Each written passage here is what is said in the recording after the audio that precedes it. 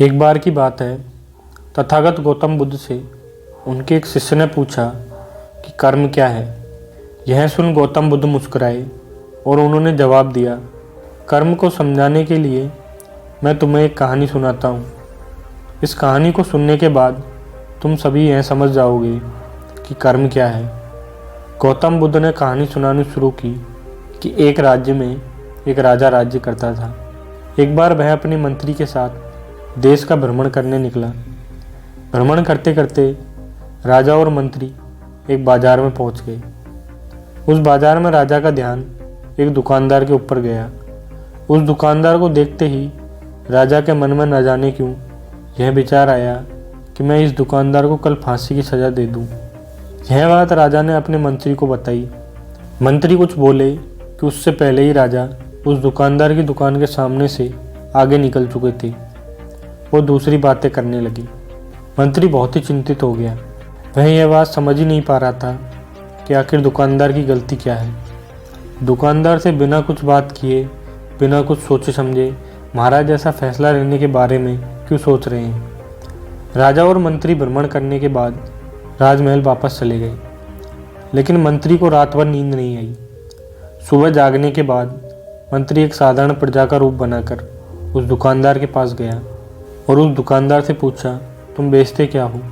दुकानदार ने जवाब दिया, मैं चंदन की लकड़ियाँ बेचता हूँ। फिर मंत्री ने आसपास के लोगों से दुकानदार के बारे में पूछना शुरू किया। सबने जवाब दिया कि दुकानदार किसी से बोलता नहीं, हमेशा दुखी रहता है। मंत्री को बात समझ में आ गई। वह मंत्री फिर वापस दुकानदार के पास गया और उस दुकानदार से पूछा, तुम दुखी क्यों रहते हो। दुकानदार ने बताया, मैं दुखी इसलिए रहता हूँ क्योंकि मेरी दुकान पर लोग आते हैं, चंदन की लकड़ियाँ सूंघते हैं और बोलते हैं बहुत ही सुंदर है, बहुत ही अच्छी महक है, लेकिन कोई खरीदता नहीं, इसलिए मैं बहुत दुखी रहता हूँ। मंत्री को भी दुकानदार की बात सुनकर दुख हुआ। उसने सोचा कि आखिर कोई भी दुकानदार दुखी क्यों ना हो अगर उसकी दुकान का कोई भी सामान खरीदा ना जाए, जबकि सामान में कोई कमी ना हो। मंत्री सोचने लगा कि यह दुकानदार अपने दुखों की वजह से इतना दुखी रहता है, परंतु राजा इस दुकानदार को फांसी पर क्यों लटकाना चाहते हैं। अर्थात राजा के मन में आए हुए विचार का उत्तर अभी तक मंत्री को नहीं मिला था। मंत्री ने फिर दुकानदार से पूछा, भाई तब तुम क्या करोगे अगर तुम्हारी दुकान की सारी चंदन की लकड़ियाँ ऐसे ही रखी की रखी रह जाएंगी। दुकानदार ने गुस्से के भाव में बोला, हाँ मैं जानता हूँ कि मेरी चंदन की लकड़ियाँ ऐसे ही रखी रह जाएंगी, इन्हें कोई नहीं खरीदेगा। इसलिए तो मैं सोचता हूँ कि हमारे देश का राजा जल्दी से जल्दी मर जाए। अगर वह जल्दी से मर जाता है तो मैं उस राज दरबार में उस राजा के दाह संस्कार के लिए अपनी चंदन की लकड़ी दे देता, जिससे मुझे कुछ पैसे भी मिल जाते और इस बाजार के अलावा बाकी के लोगों को भी मेरी चंदन की लकड़ियों के बारे में पता चलता। तब फिर शायद कुछ ना कुछ लोग मेरे दुकान से चंदन की लकड़ियाँ खरीदने ज़रूर आते। मंत्री दुकानदार की बात सुनकर सब कुछ समझ गया, लेकिन मंत्री बहुत ही चतुर और समझदार भी था। उसके मन में एक विचार आया। मंत्री ने दुकानदार से चंदन की कुछ लकड़ियां खरीद ली।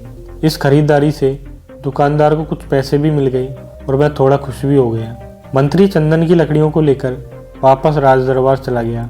राज दरबार पहुंचकर मंत्री ने उन चंदन की लकड़ियों को राजा के समक्ष रख दिया और बोला कि हे राजन, ये चंदन की लकड़ियाँ उसी दुकानदार ने आपको भेंट की हैं जिस दुकानदार को आप कल फांसी देने की सोच रहे थे। राजा ने उन चंदन की लकड़ियों को सूंघा और उन्हें उन चंदन की लकड़ियों की सुगंध बहुत पसंद आई। उन्होंने कहा, यह चंदन की लकड़ियाँ बहुत ही ज़्यादा खुशबूदार हैं। दुकानदार के इस अनोखे भेंट से राजा बहुत खुश हुए और मंत्री को कुछ स्वर्ण मुद्राएं देकर बोले, जाओ उस दुकानदार को ये स्वर्ण मुद्राएं इनाम देना और बोलना कि आज के बाद महल में जब कभी भी चंदन की लकड़ी की ज़रूरत पड़ेगी तब तुम्हारे दुकान से ही चंदन की लकड़ी ली जाएगी। यह बात सुनकर मंत्री जी मुस्कुराने लगे तथा सोचने लगे कि अब तो राजा के मन में उस दुकानदार को फांसी देने का विचार आ ही नहीं सकता, क्योंकि अब तो हमेशा राज दरबार के लिए चंदन की लकड़ियों के इंतजाम की जिम्मेदारी उस दुकानदार को मिल गई है। मंत्री स्वर्ण मुद्राओं को लेकर वापस दुकानदार की तरफ चल पड़ा। इधर राजा इस विचार में पड़ गए, वह दुकानदार तो बड़ा ही अच्छा इंसान है। जिस वक्त मैं उसके बारे में ये सोच रहा था कि मैं इसको कल फांसी दे दूँ, तब शायद उसके मन में उस समय यह विचार चल रहा था कि राजन पहली बार मेरी दुकान के सामने आए हैं, क्यों ना मैं उनको अपनी सुंदर और खुशबूदार लकड़ियाँ भेंट करूं। और आज उसने मुझे भेंट भी किया। बेवजही मैं उसको फांसी देने के बारे में सोच रहा था। इधर मंत्री दुकानदार के पास पहुंच गया। मंत्री ने राजा के द्वारा दी गई स्वर्ण मुद्राओं को दुकानदार को देते हुए कहा कि जिन चंदन की लकड़ियों को कल मैं खरीद कर ले गया था, उन चंदन की लकड़ियों को राजा ने बहुत पसंद किया और इनाम के तौर पर तुम्हारे लिए ये स्वर्ण मुद्राएं भिजवाई हैं। यह सुनकर दुकानदार बहुत खुश हुआ। साथ ही साथ मंत्री ने उस दुकानदार को यह भी बताया कि अब आज के बाद राज दरबार में जब कभी भी चंदन की लकड़ियों की ज़रूरत पड़ेगी तो सारी चंदन की लकड़ियाँ तुम्हारी दुकान से ही ली जाएंगी। दुकानदार मंत्री की बात सुनकर बहुत ही खुश हो गया। मंत्री ने दुकानदार से पूछा, क्यों भाई, तुम तो राजा के बारे में इतना बुरा भला सोचते थे, लेकिन देखो राजा तुम्हारी कितनी चिंता करते हैं। राजा कितने अच्छे हैं। राजा अपनी प्रजा के बारे में कभी भी गलत नहीं सोचते। दुकानदार मंत्री की बात से सहमत हो गया और बहुत दुखी होकर राजा के प्रति अपने बुरे विचार पर पश्चाताप करने लगा। दुकानदार मंत्री से बोला, मैं कितना गलत सोचता था राजा के बारे में। राजा तो बड़े ही अच्छे हैं, बड़े ही भले राजा हैं। भगवान करे राजा की बहुत ही लंबी आयु हो। ये बात सुनकर मंत्री भी बहुत खुश हुआ। फिर मंत्री वहाँ से वापस राज दरबार को चला गया।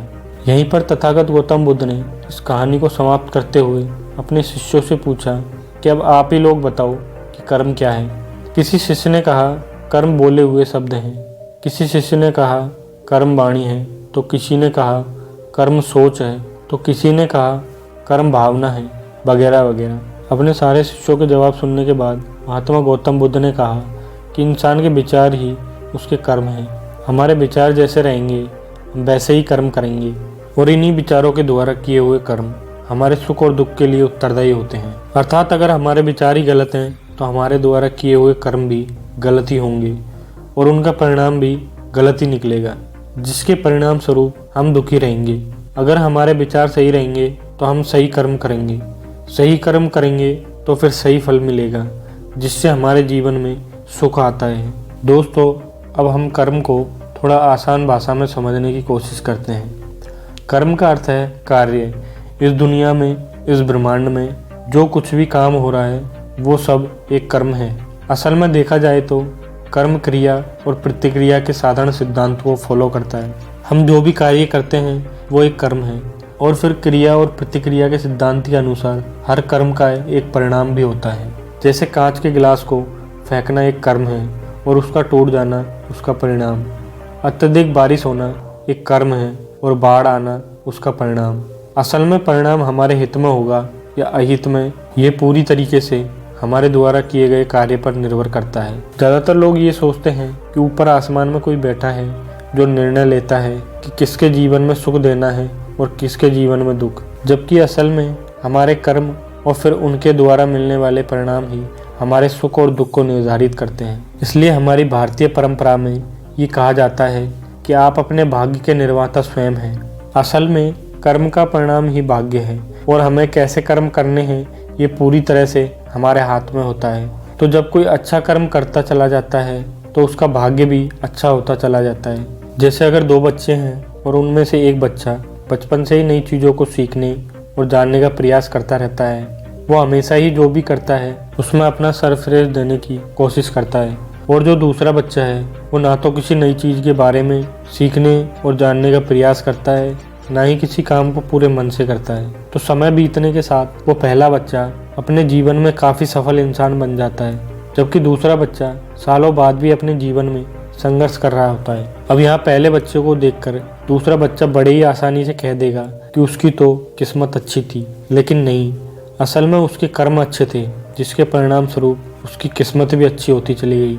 तो अगर हम चाहें तो अपने कर्मों को बदलकर अपना भाग्य बदल सकते हैं। सीधी सी बात है, जैसे ही आप अपने कर्म बदलोगे आपका भाग्य बदलना शुरू हो जाएगा। और ये दोनों ही परिस्थितियों में सही है, अच्छे के लिए भी और बुरे के लिए भी। लेकिन असल में कोई इंसान कैसे कर्म करता है ये मुख्य रूप से उसके माता पिता, परिवार, समाज और आसपास के माहौल पर भी निर्भर करता है। ज़्यादातर स्थितियों में एक अभिनेता का बेटा अभिनेता बनने की कोशिश करता है, इंजीनियर का बेटा इंजीनियर, डॉक्टर का बेटा डॉक्टर। इसका कारण यह है कि हमारा शरीर और मन अपने आसपास से ही सूचना इकट्ठा करते हैं और हमारे अंदर मौजूद सूचनाओं और ज्ञान के आधार पर ही कोई कार्य करते हैं और फिर हमें उसी के अनुसार परिणाम भी मिलते हैं। असल में हम अपने रोज के कामों का 99% अनकॉन्शियस तरीके से करते रहते हैं, क्योंकि हमारा शरीर और मन प्राप्त सूचनाओं को याद रखता है और फिर उन्हें दोहराता रहता है। जैसे जब हम कार चलाना सीख रहे थे तब हम एकदम पूरी एकाग्रता के साथ हर चीज़ पर ध्यान रख रहे थे कि स्टीयरिंग कहाँ है, ब्रेक कहाँ है, लेकिन कुछ समय बाद हम बात करते हुए या कुछ भी सोचते हुए बड़ी आसानी से कार चला पाते हैं, क्योंकि अब हमारे अंदर कार चलाने की प्रोग्रामिंग हो चुकी है और हम लगभग अपने सारे काम अब इसी तरीके से करते हैं बिना किसी जागरूकता के। बस वो काम होते चले जाते हैं क्योंकि हमारे काम बिना किसी जागरूकता के हो रहे हैं, इसलिए हमें लगता है कि हमें कोई चला रहा है, कोई अदृश्य शक्ति, जबकि असल में हमारे कर्म ही अब हमारी आदत बन चुके हैं। अगर हम अपने ज़्यादातर काम जागरूक होकर करने लगे तो पाएंगे कि हमारा भाग्य हमारे हाथ में है, क्योंकि जागरूकता की वजह से हमारे कर्मों पर हमारा पूरा नियंत्रण हो जाता है। जैसा कि ऊपर की कहानी में गौतम बुद्ध ने कहा था कि हमारे विचार ही हमारे कर्म हैं और जागरूकता की अवस्था में हमारे विचारों पर पूरा नियंत्रण हो जाता है। विचारों के नियंत्रण से हम अपने कर्म पर नियंत्रण हासिल कर लेते हैं और फिर जब हमारे कर्म हमारे हिसाब से होंगे तो उनका परिणाम भी उसी के अनुरूप होगा। इसीलिए गौतम बुद्ध ने